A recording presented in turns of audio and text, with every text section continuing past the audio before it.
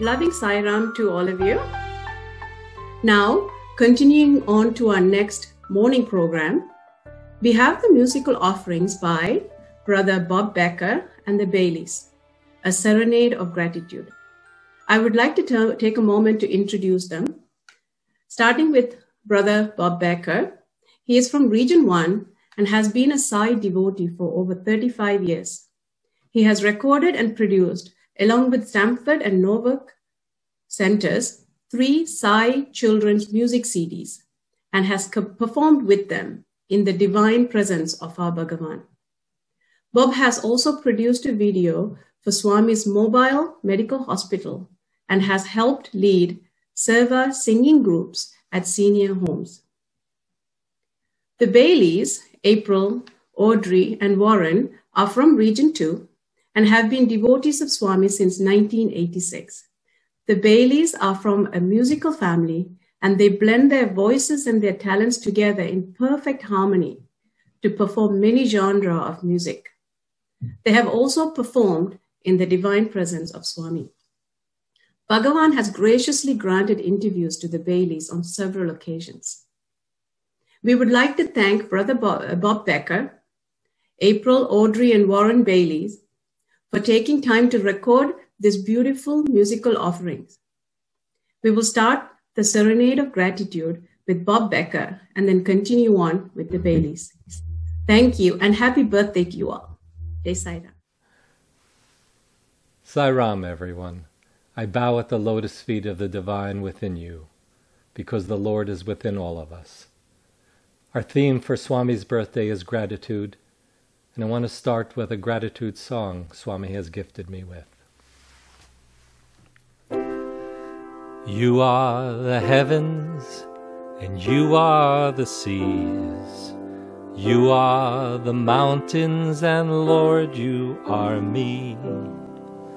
So thank you, Lord, for being me, for this time on earth, for this breath that I breathe.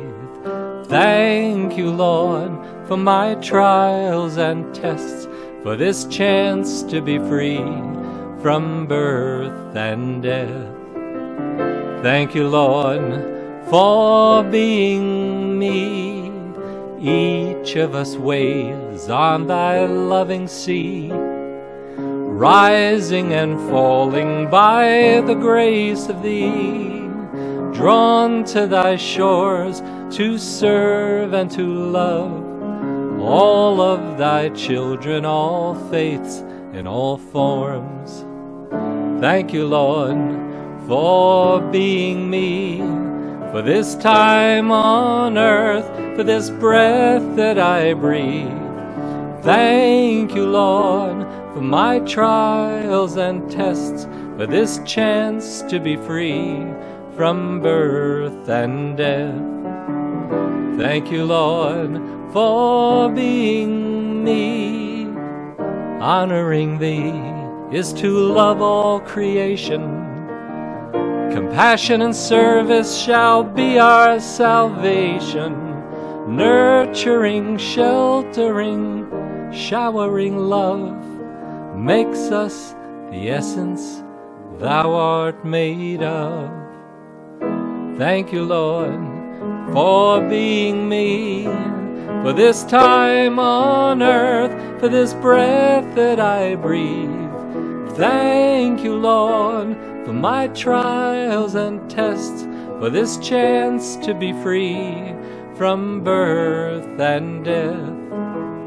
Thank you, Lord, for being me, for you are the heavens, and you are the seas.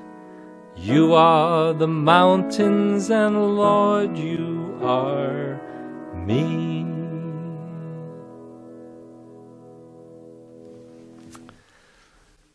There's a wonderful story that really speaks to gratitude and what I guess Swami just really wants most from us, which is our love. A longtime devotee, Bob Bazzani, his wife Barbara, were with Baba really ever since I think the very late 60s, very early 70s. And Baba showed a lot of favor to Barbara, Bob Bazani's wife.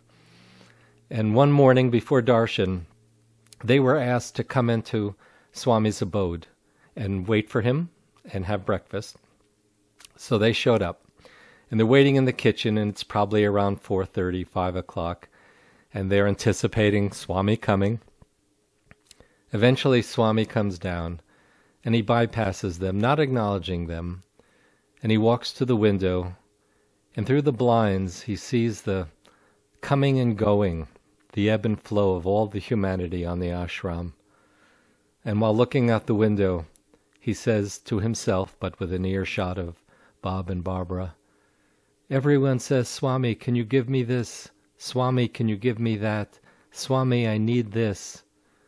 And Baba hesitates and says, "Why don't they just say, 'Thank you, Swami, for the blessings and the bounty that I have?'"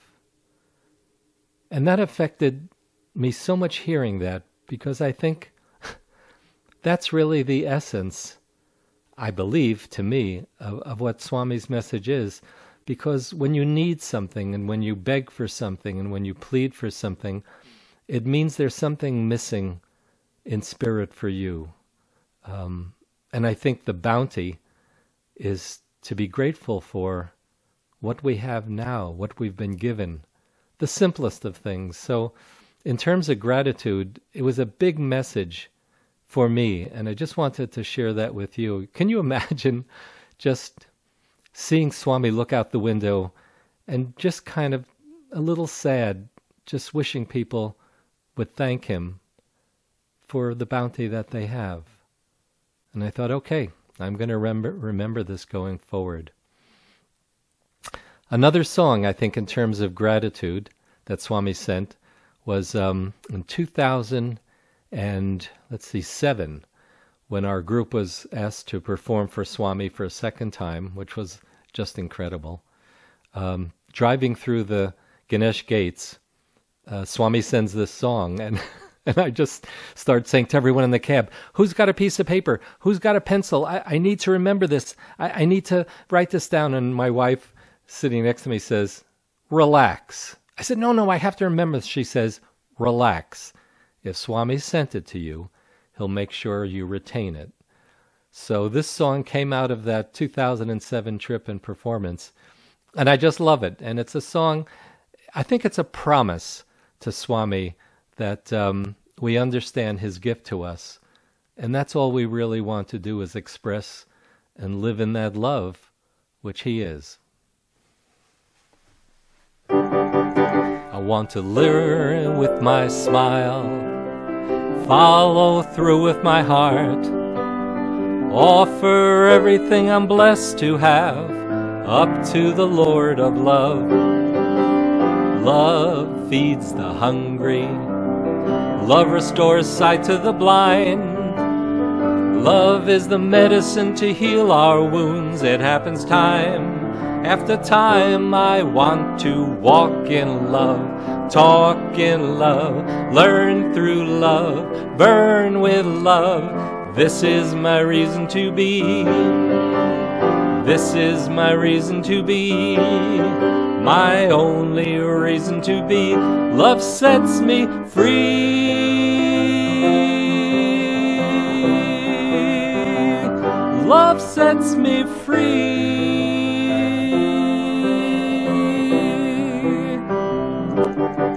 We want to lead with our smiles, follow through with our hearts, offer everything we're blessed to have up to the Lord of love. Love feeds the hungry, love restores sight to the blind. Love is the medicine to heal our wounds. It happens time after time. We want to walk in love, learn through love, burn with love, learn with love. This is our reason to be. This is our reason to be. Our only reason to be.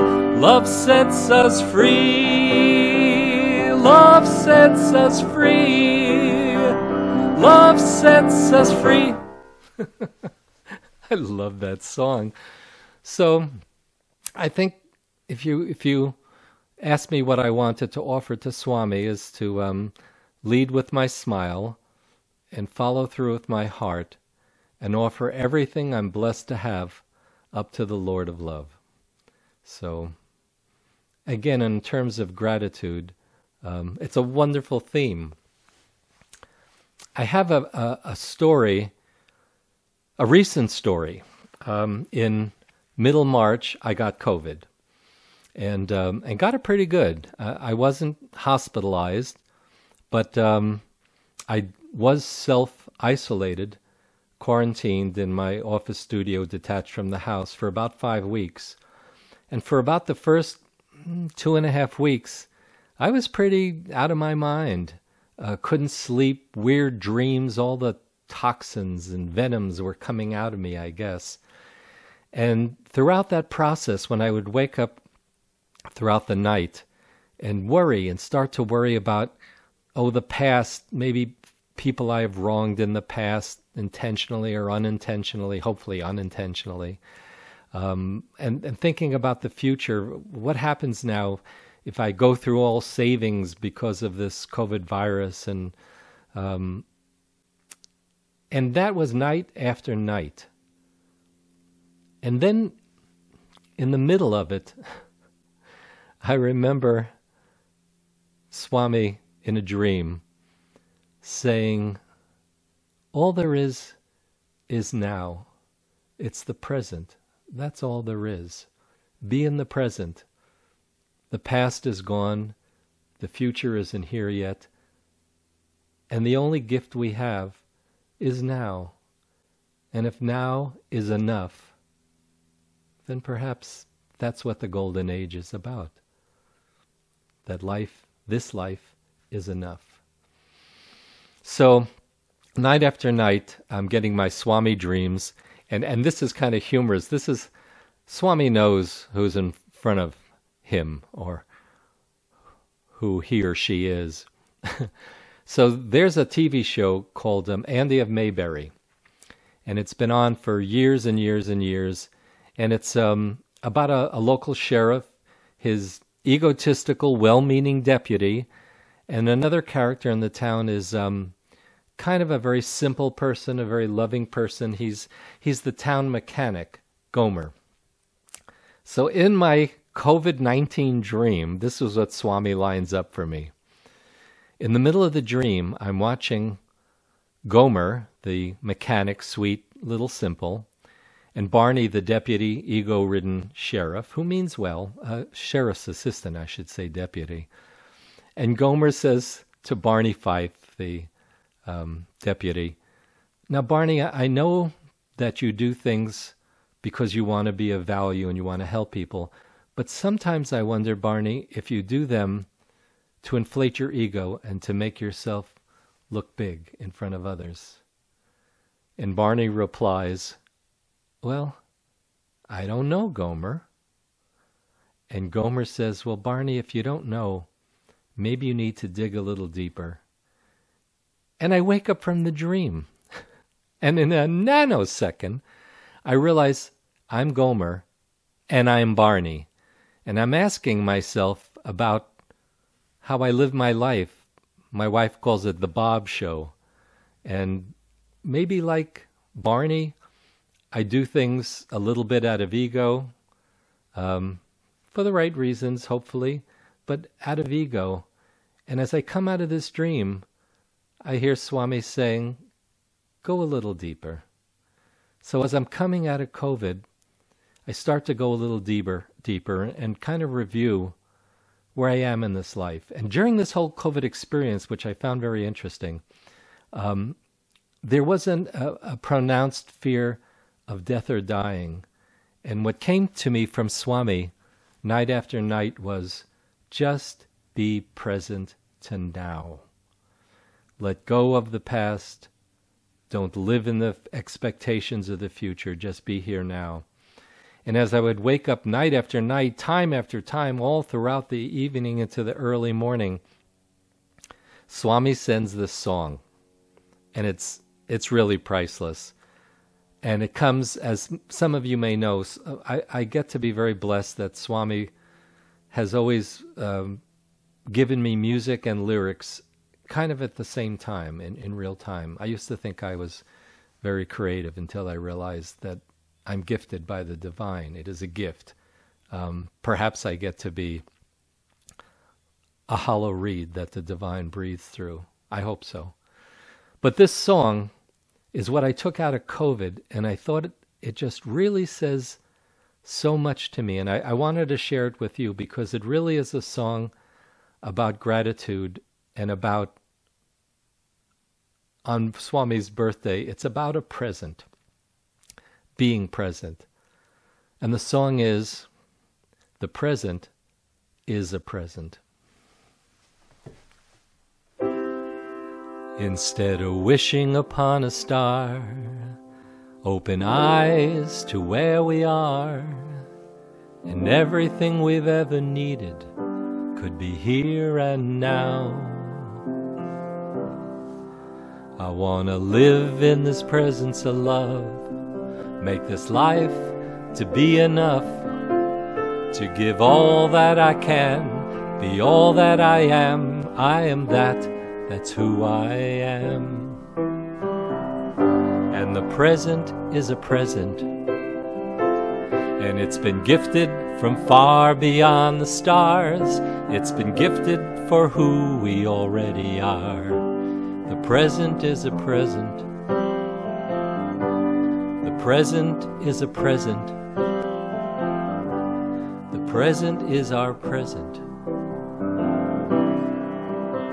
But over a lifetime, sometimes we drift too far, and we're searching for a meaning to it all. Those long winding roads, we wander all alone, but when we follow Sai's heavenly light, it always brings us home, home to the present. And it's been gifted from far beyond the stars. It's been gifted for who we already are. The present is a present. The present is a present. The present is Swami's present.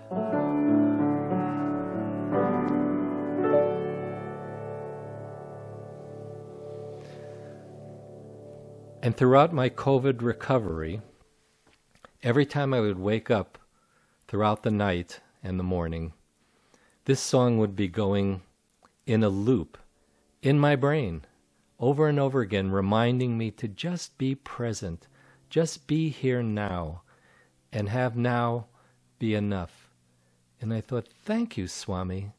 And as I came out of COVID, I also realized more and more, not realized, I remembered more and more what Swami said before Bob and Barbara Bazzani, when he looked out that window and said, everyone wants something from Swami. Swami, I need a job. Swami, I need more money. Swami, I need... And he said, and I wish Swami people would just say, Swami, thank you for what I have. So as I came out of COVID, I made a promise to myself and to Swami that I would no longer be lacking, that I would no longer need or feel that something is missing from my life. And I realized that that was Swami's gift to me, that was Swami's present to me, to just be here now, to be grateful to what it is that we have. And maybe, maybe I'm just embroidering this a little bit, but it seems to me maybe that is what the coming of the golden age is about. It's not about loss or lack. It's about gratitude for the bounty we have and the bounty that we are. And I was very grateful to Swami for helping me come through COVID, not feeling like I need more, but grateful for what I have. So That's another Swami story. I'd like to play another song.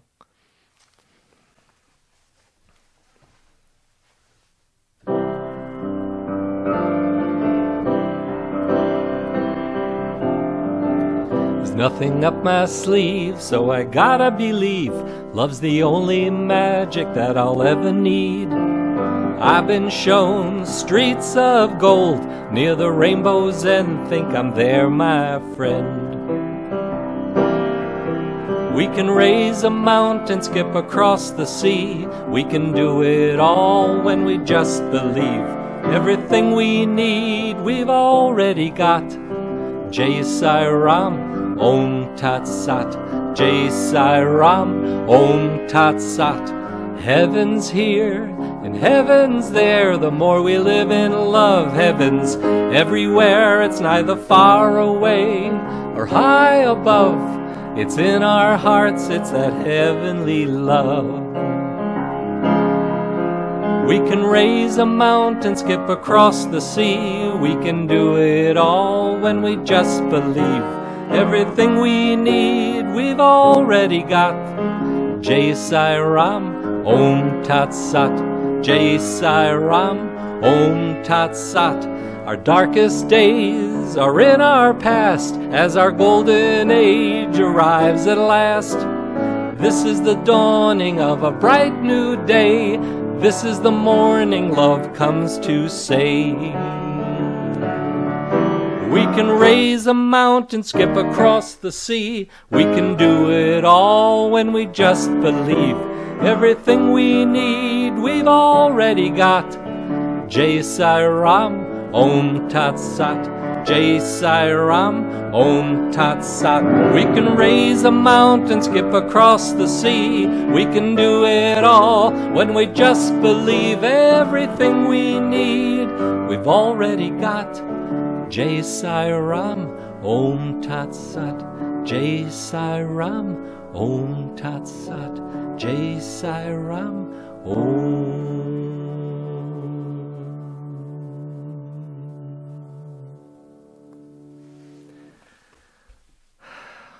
Thank you, Swami, for allowing me to be the hollow reed.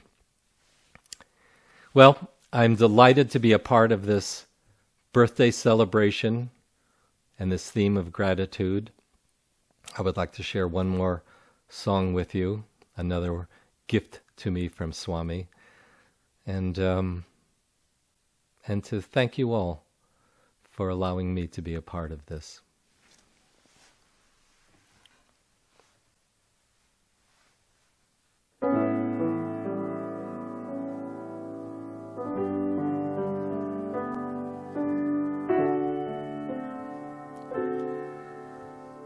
I am of love,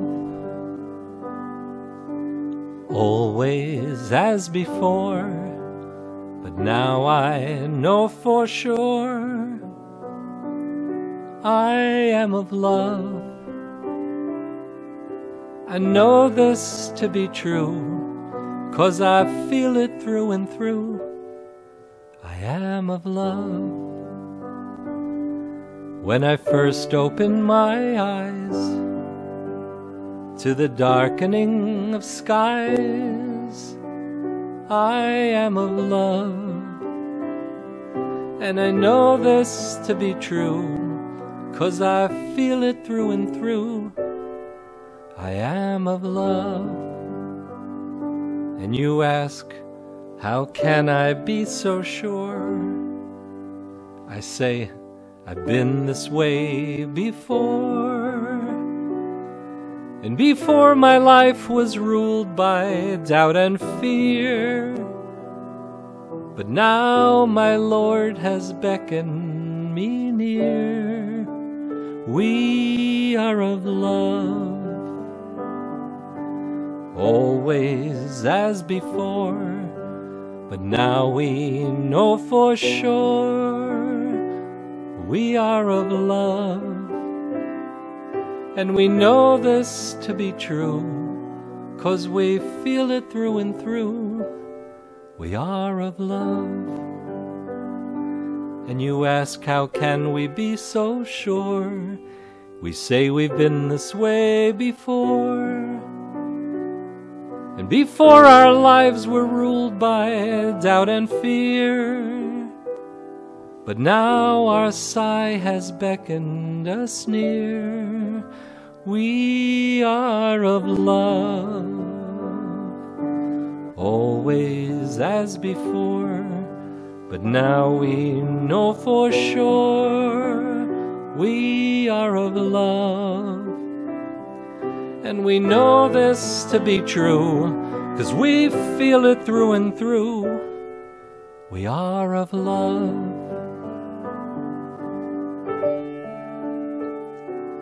We are of love.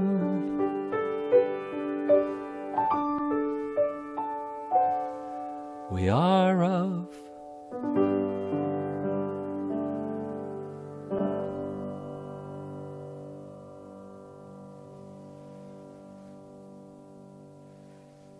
Sarah.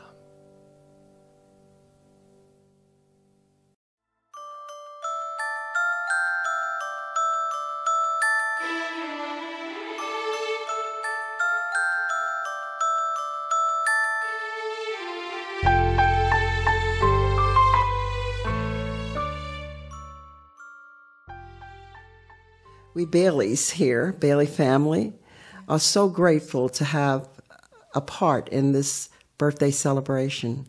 And we'd like to share a few of our songs with you and a few of our experiences with Swami. Yes. Okay, our first song is going to be our gratitude song. Yes. All right. And we thank him for introducing himself to us formally, being in our lives, guiding us, protecting us, loving us. Okay. And as I said, just letting us know that he's here on earth. He was here on earth, and we came to him officially in 1986. So we'd like to say thank you by singing Gratitude, Debt of Gratitude.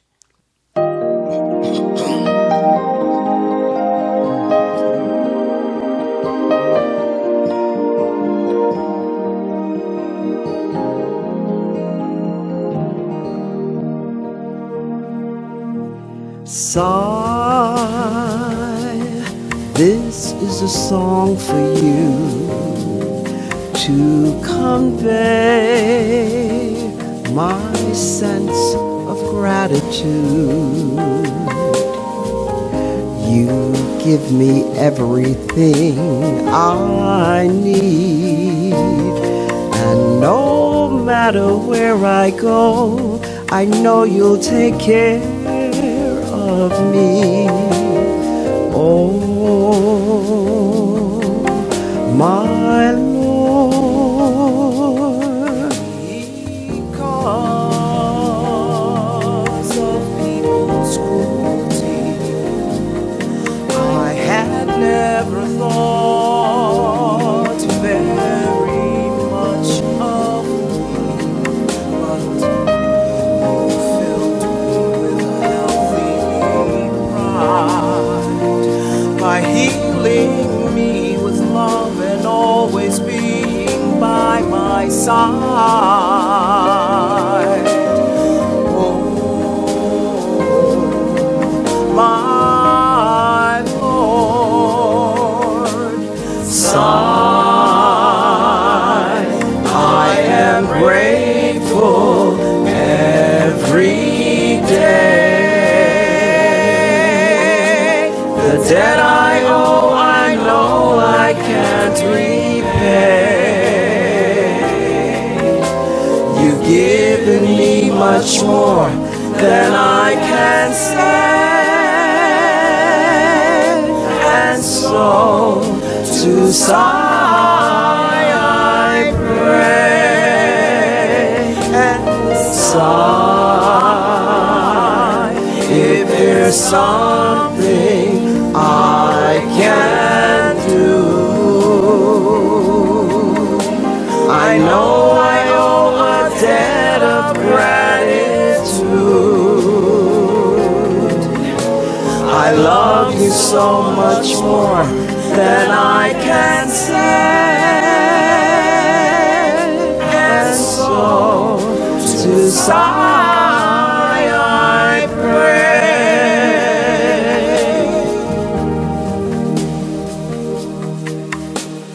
People always act surprised when I express how much I love my son.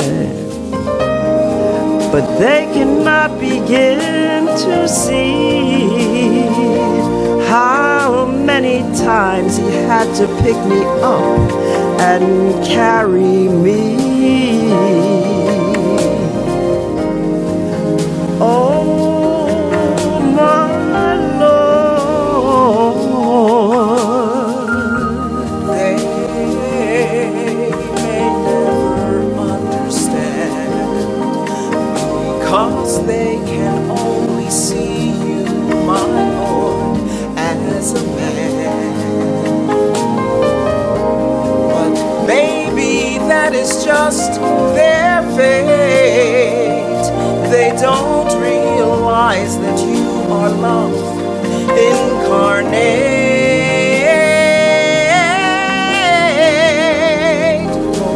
Oh, my Lord, Sai,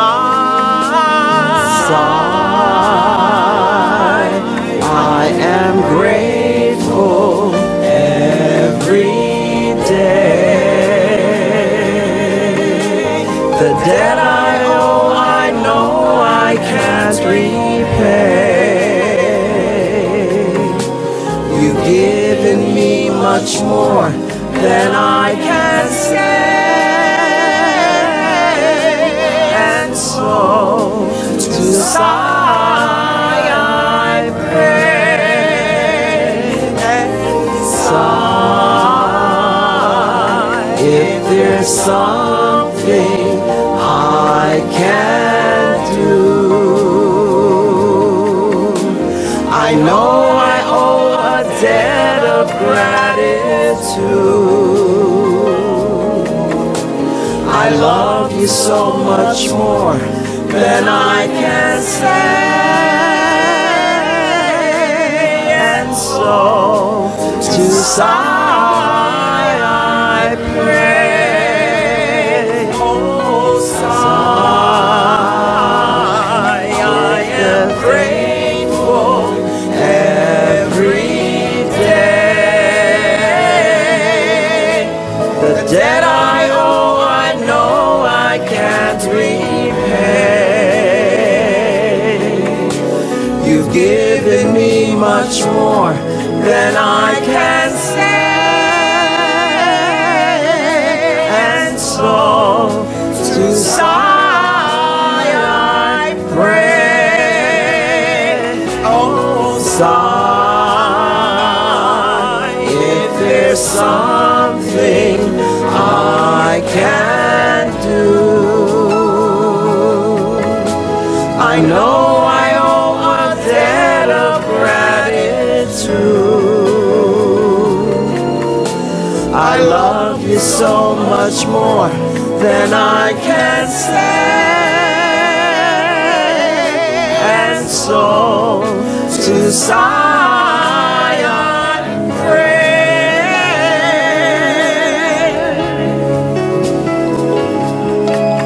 And so to Sai I pray. Every day to Sai I pray.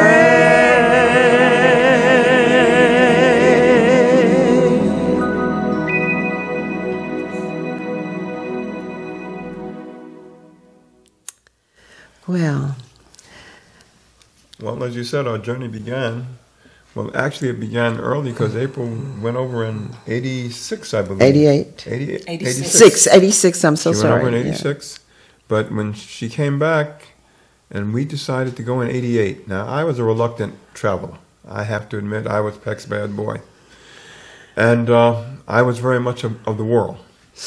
From 1968 to 1988, I had really lost total belief in our country, in the world, and the way things were. Part of that was due to the fact that there had been assassinations in 68 of Dr. King and Robert Kennedy, and we could see the country moving more in a very totalitarian way in many ways. And I just totally gave up on it. And I began to be involved in a lot of things in the street. And I was doing a lot of smoking of marijuana, doing different drugs, things of that nature. It started off gently in 68, but it grew. So by 1988, I was really enjoying myself, smoking, drinking, doing all sorts of different types of drugs. Nothing intravenous, but other drugs. And when they wanted to go to India, I said, yeah, I would go, but then I really didn't want to go. They went down to get their passports, and it was a very tedious process. I'm going to speak a little faster because time is a factor, but I want you to understand. I was reluctant. I said I would go with them because I always wanted to look out for my sisters. However, they went down to the passport office, and they were in line for 2 or 3 hours.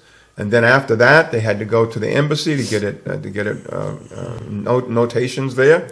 And I said, I'm not having any of that. And I waited until the last day, kind of halfway hoping, well, maybe I won't be able to go. And then when I went to the embassy, to the passport office, there was no line. I immediately went in. They gave me a passport, and I didn't have to go to the embassy. You went to the consulate. And I was finished in like 15, 20 minutes. Yes. Totally. So that was something. And then we traveled. I was not going to be outdone because my sisters were going, and I said, well, they're into this belief, and I'm not into this. And I decided I would bring some of my cigarettes with me. And those are the cigarettes that had the marijuana and crack cocaine in them. And I brought those with me, and I had them on Singapore Airlines, and I was flying, and I said, well, listen, I was flying on the airplane. I intended to be flying differently. And when on the airplane, as we were approaching Singapore, they said, well, trafficking in drugs is punishable by death. Thank you. And they said, thank you. And I said, oh, my God. So I was thinking, and I was torn, and I went to the bathroom, and I began tearing up the cigarettes and flushing them down. And I was upset. But I said, okay, I'll have to get along without it. We went to Singapore. We stayed in beautiful, luxurious hotels. Then we went to India, and we went to the ashram.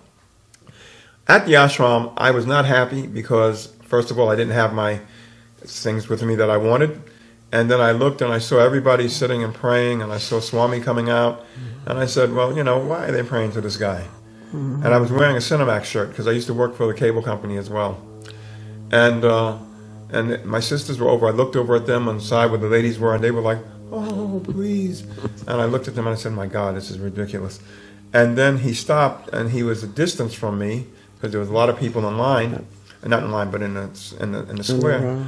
And he said, you, come here. I looked around to see who he was talking about, and he said, come.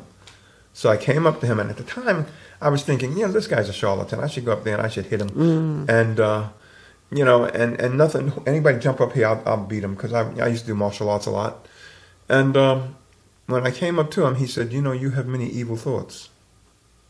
And at that moment, I said, I was stunned. I was taken aback. And we went into the interview, and my sisters, they didn't realize they were supposed to come, but by the time they realized, Mataji, the wonderful lady there, she sent them back. We went into the interview, and Swami, I was wearing 3 watches. A watch that had New York time, a watch that had California time, and a watch that had time over in Singapore, because I wanted to be anywhere where I was. And he looked at me and he said, well, what time is it? And because he had materialized a watch for somebody there. And he said, what time is it? And looking at me. And I began to look, and I said, I got to calculate, because the time in Puttaparthi was different than the time in the other places. And then I looked up and I saw his picture on the wall on a clock. I said, why is he asking me what time it is? And that began to intrigue me, because I thought there was a greater depth going on. Because he didn't really mean that time. He meant, what time is it in your life? Where are you now, and where are you headed? And I'll cut through a number of things. He materialized things in front of me, and I was amazed. because I was looking. I said, "Where's?" It didn't come out of his shirt. It didn't come out of his sleeve. And he materialized some liquid, and he rubbed it on my stomach. At that time, I was about 140 pounds. I did grow in weight later, but I was also having a lot of stomach problems in those days. But those disappeared. But he gave these gifts to people, and I said, well, he gave everybody a gift. Why didn't he give me a gift? And I didn't realize he gave me a gift that kept giving, because when I left there, all I could do was talk about Swami. And when I got back to New York, I had told my friends when I left, when I come back, we're going to have a really shindig here. And that's where we're going to have a lot of marijuana, a bunch of things. And every time I went to the houses where my friends were, they said, here, have a cigarette. I said, no, not right now, not right now. And I wanted to talk about India. And from 1968 to 1988, I was involved in smoking drugs and doing cocaine, all of those others. From 1988 until this very day, I have not had any drugs since that time. So he gave a gift, a living gift, a gift that kept giving. It kept giving me the gift of life. And so I have to give back to others at this point. So wrong. So wrong. Okay. I'm not going to give my talk right now, but I do want to offer a song that I feel very dear about, because it speaks to what Swami really wants us to be about. And it's about each other, not so much the material things or the status that you can attain from so many years of education. It is to love one another. It's about the people. And so this, in this troubled times in our country here, I'd like to sing, What is America to Me? Okay? What is America to me? A name, a place, or the flag I see, a certain word, democracy.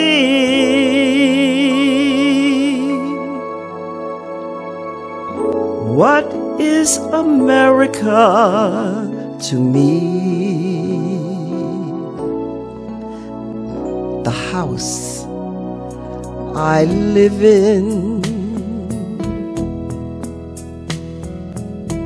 a plot of earth, a street, the grocer and the baker and the people that I meet, the children in the playgrounds, the faces that I see, all races and all religions.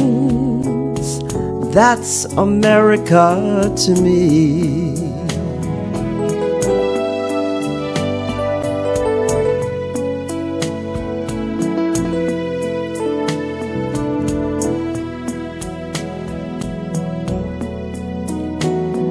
Place I work in, the workers by my side, the little towns, the cities where my people lived and died, the howdies and the head shakes, the air of feeling free, and the right to speak my mind out.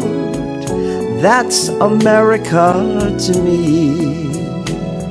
The things I see about me,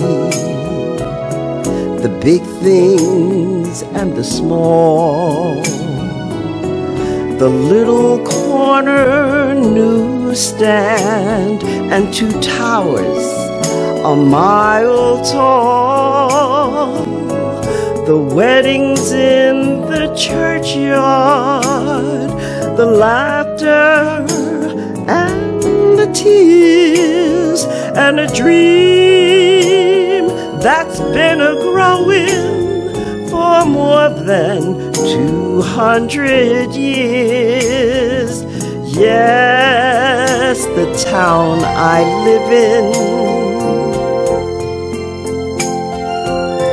The street, the house, the room, the pavement of the city, or a garden all in bloom. The church, the school, the clubhouse, the million lights I see, but especially the people. That's America to me. Especially the people.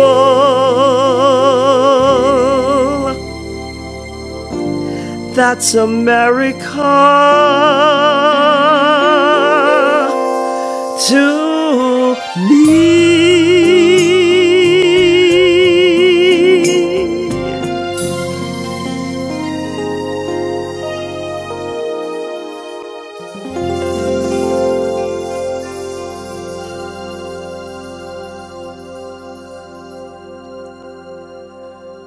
I feel that song is so appropriate at this time. But I would like to share with you, before moving on, a few experiences that I had when first coming to Swami. Actually, I saw him on the end of a film called The Lost Years of Jesus. And I couldn't find anything else about him for almost 7 years. And then one day, when we had such terrible happenings in our lives, my sister had gone to the library, and we were going to stay in for an Easter Sunday, 1986. Yes. And I couldn't afford to do anything except make a dinner, and I said, go get a book. And the person that she comes home with on that book cover was Baba. And the name of the book was Baba by Arnold Schulman. And we read the book from cover to cover. And we were wondering, I wonder if he's still alive, you know? And in fact, he was. And that began our journey to Swami. But when we had the opportunity to go in 1988, when my brother had his experience with Swami, I recall that Swami told him in the interview when he asked for him to talk to his sisters. Swami said, oh, yes, yes, Miss Fuss Fuss. And then he said, I'll see them tomorrow. But of course, Swami's tomorrows are something different from ours. And so we didn't see him that year, my sister and I, but Warren did. Now, the following year we went, because we went every year, almost 18 straight years, you know, minus one. But I had gone there, and we were there for almost 3 weeks. And he wasn't calling anybody, or was he? He was calling people on that one. But what happened was, he kept going on the men's side, and he would call from there. And finally, I was just disgusted. And I said, I'm not going back. But of course, this was my beginning, you see. And Swami had quite a tool to work with here. And so I said that afternoon in the room, I'm not going, I'm not coming back. And even if he that's what I said, even if he calls, I'm not going. Well, that was it. Because the next darshan, the next morning, who does he call first always? My brother. And this time we knew when the family member was called, we had to come. And you might have imagined to see the saris out, because we were racing to get there, to get in the room.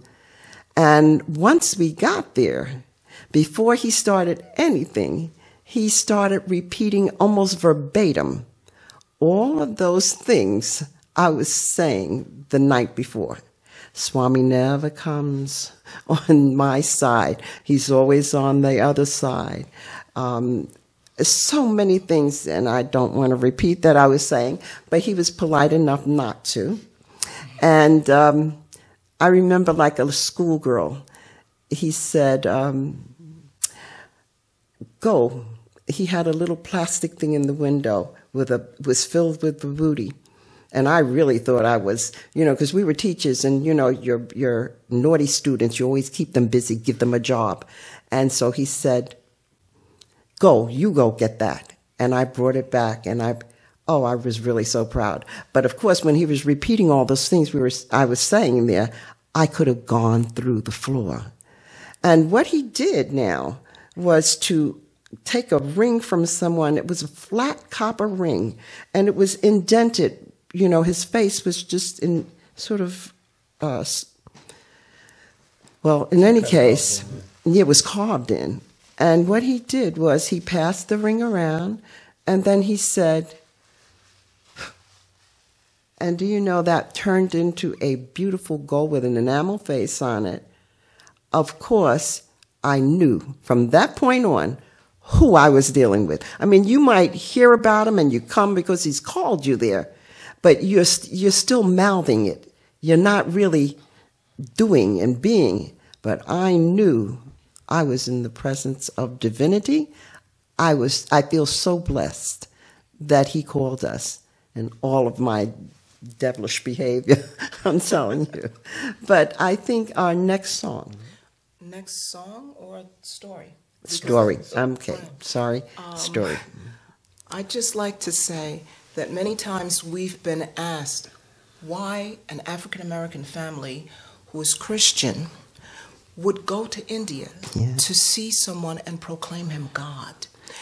And that is because when we think about who God is, we define God as being someone who is all-loving, omniscient, omnipresent, omnipotent. Yes. And Baba has given us glimpses of all of these. That, yes. Therefore, we say God lived in India, and he still lives. I'll just give a few items or examples of times when Baba has shown his divinity. And what I will say is that in 1989, when we went and had our first interview, we were sitting underneath his feet, right at his feet. Yeah. And he went like this. And his hand was over me. And I saw a gold band, it seemed like to me. I thought it was going to be a watch. And from that gold came a statue, materialized a statue of Sri Sathya Sai Baba. And he gave that to someone, okay? Subsequent to that, he said, I will call you tomorrow, okay? Because we had I'm trying to make it brief, and we had an interview inside the inner room, and he said, I will see you tomorrow. The next day, for the first time, I got dressed up in a sari and sat down and waited. Baba came around. He didn't pick you. He didn't pick me. He picked two large groups from Singapore and Italy. And I was sitting there, and I will say this, while I was there, I got the blessing to massage his feet. And I put my hand on his knee to say, tomorrow, Baba, because as she said, his tomorrows can be next year or whenever. And I said, tomorrow, Baba. And he looked at first, he said, it was almost like, you can massage my feet, but don't put your hand on my knee. This plays or comes into play later on. Yes. Okay, that's why I mention it. And I sat there, the two groups went in, and I'm about to cry because he said, tomorrow. And all of a sudden, Mataji, who was the head of the seva doll there, came around, and I saw her looking, and I'm wondering, well, Baba, you said you were going to call me. And all of a sudden she looks at me and says, are you from New York? Come, Baba wants to see you. And so I get up. He did remember. He kept his promise. I went into the interview room. Everything was full. I was trying to squeeze down at the back of the interview room where the door is. And Baba said all of a sudden, he said, you come sit here. And so I got up, and they had to make some room for me. And of course, he joked about that. He said, "You know, you are very fat." I said, I know, Baba. And I laughed and laughed. Anyone else who would have said that, you would have gone, "Oh, God, I feel so badly." I felt wonderful. And at that time, he said to me, and to the audience there, "She wants marriage very soon. I will give, I will give." And he waved his hand, and there appeared these beautiful earrings, replete with diamonds and a pearl, and some kind of green gem. Okay, and that was 1989. Let me go forward to 1990. Yeah. We went back. I found a ring. Because those earrings were so exquisite, I could not wear them many places except when I would go to talk about Baba or some really swank event. I always longed for something to wear that I could wear every day as a sign of his love, his grace, and protection. And one day I was staying in the shed. I went into the bathroom and found a lady's ring. And I said, "Oh, it would be wonderful if this was a ring for me." But I said, let me find out if it is someone else's ring, because every time you're in Prashanti Nilayam, and this is the truth, you think a miracle can happen at any moment, more so than even in your home. So it was never my intention to take someone else's ring. A thought popped into my head that said, I wonder if Baba would materialize a ring for me here. And then I said, the thought that would have come to me at any other time, this is just somebody else's ring. And so I said, Baba, I'll put it on and then ask. I put it here. It didn't go on because our hands were not symmetrical. And I put it on here. It went on very tightly. I put the word out, has anyone lost a ring? And on the third day, or 3 days after that, a lady came forward and said, thank you so much. Baba did not materialize this ring for me, but he blessed it. So it is very special to me. At that point in time, I was just feeling very, very wonderful that he had used me for a blessing for someone else. And I forgot all about it. We go into interview. Again, we get to come in and massage his feet. Again, omnipresence, omnipotence, omniscience. He's showing and love.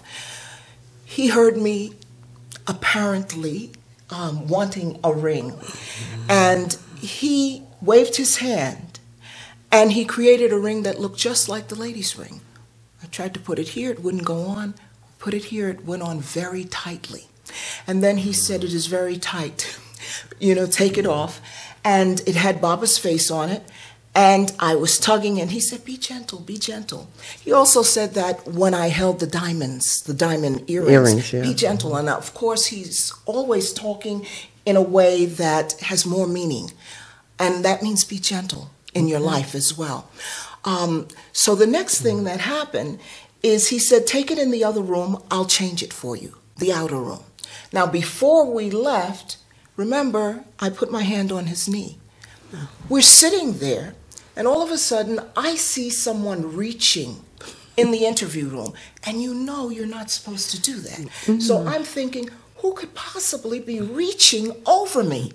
And then I realized it was my own arm moving, and I had no control over it, and you couldn't even pull it back because it seemed like it was someone else's arm. And it's moving, moving, moving towards Baba, and I'm thinking, no, I can't touch his knee. I won't touch his knee. I made that mistake the last time. And instead, he moves my arm and goes to his knee, and then he looks at me and he smiles and laughs. It was beautiful. That was amazing. That broke the tension. Yeah. We then go into the outer room. He takes the ring, blows on it, and it becomes this ring, which has the Sarvadharma on both sides and the cross in the center. Okay. He tosses it to someone, then It's yours. It's mine. 'Cause- We have time. Okay. We have Great. Okay. Last song? Yes, Last song? we Okay. have the last song. You know, All right. as I told Baba when we performed for him in 2006, Guru Purnima, this song, and most of the songs that we sing, my sister composed, and we were always supposed to go and sing for birthday, but something would always happen. So I finally got a chance to sing this birthday song for him, but I had the nerve to tell him, you never invited me to your birthday party. And he kind of smiled. I said, so this song is definitely your birthday song. And so we're going to play and sing it now, okay? Okay.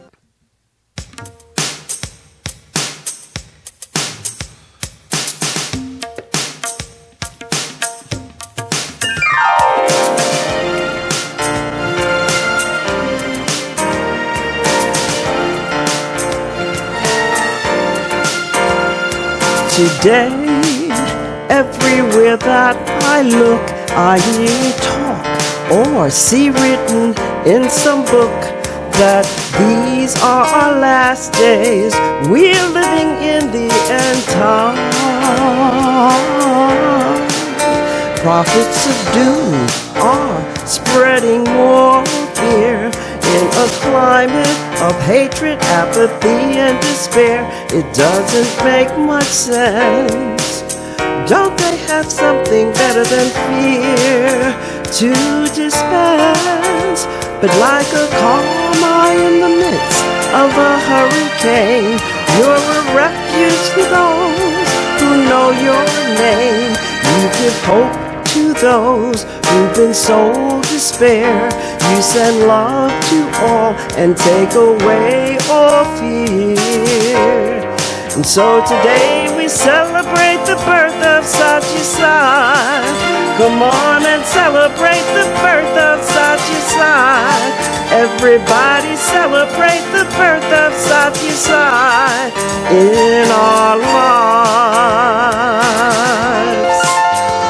Yesterday, I want to celebrate the birth of love and hope for the death of hate and the knowledge that the best is yet to come. Oh yes, he's come to teach us that it is time to realize we're embodiments of the divine. You've always said it so, and you're here to let us know we're all one. Sigh like a calm eye in the midst of a hurricane. You're a refuge to those who repeat your name. You give hope to those who've been sold despair. You send love to all and take away all fears. And so today we celebrate the birth of Sathya Sai. Come on and celebrate the birth of Sathya Sai. Everybody celebrate the birth of Sathya Sai in our lives. Yes, let's celebrate the birth of Sathya Sai. Come on, let's celebrate the birth of Sathya Sai. Everybody celebrate the birth of Sathya Sai in our lives. We're gonna celebrate. Come on, let's celebrate. Everybody celebrate. Help us celebrate the birth of Sathya Sai. You know, for thousands of years, millions of people have waited for the coming of the Lord. How blessed, what grace He gave us to come in our lifetime. So today, I want everybody listening, put your hands together, wave them in the air, and let's celebrate the birth of Sri Sathya Sai Baba. Come on, guys. We're gonna celebrate the birth of Sathya Sai. Come on, let's celebrate the birth of Sathya Sai. Everybody celebrate the birth of Sathya Sai in our lives. Yes, let's celebrate the birth of Sathya Sai. Come on, let's celebrate the birth of Sathya Sai. Everybody celebrate the birth of Sathya Sai in our lives. We're gonna celebrate. Come on, let's celebrate. Everybody celebrate. Help us celebrate the birth of Sathya Sai. All right. And we're wishing Sri Sathya Sai Baba the happiest birthday. Always he's with us.